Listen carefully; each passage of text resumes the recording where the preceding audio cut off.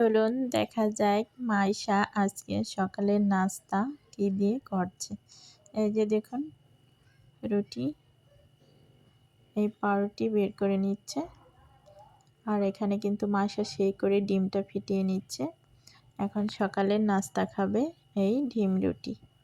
এটাকে ভালো করে ভেজে নেবে ডিম দিয়ে। এই যে আমাকে বলতেছে ভালো করে চুবিয়ে ডিম দিয়ে ভেজে দাও।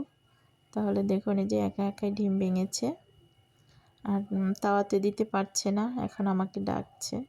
তা আমি তাওয়াতে দিয়ে ভালো করে ভেজে দিলাম। এই যে সুন্দর করে অনেকটি পরোটা ডিম দিয়ে ভেজে দিলাম। এই যে দেখতে ভালো লাগছে আর মাইশার খেতেও অনেক ভালো লাগবে। সেই করে সকালের নাস্তা ঝটপট করে এরকম রুটি ভেজে নেবেন।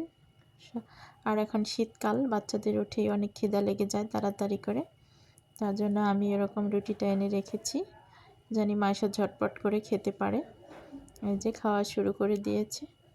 খাওয়া শেষ করার পরে কিন্তু মাইশা এই যে আমি দুজনে চা খেয়েও নিলাম 1 কাপ।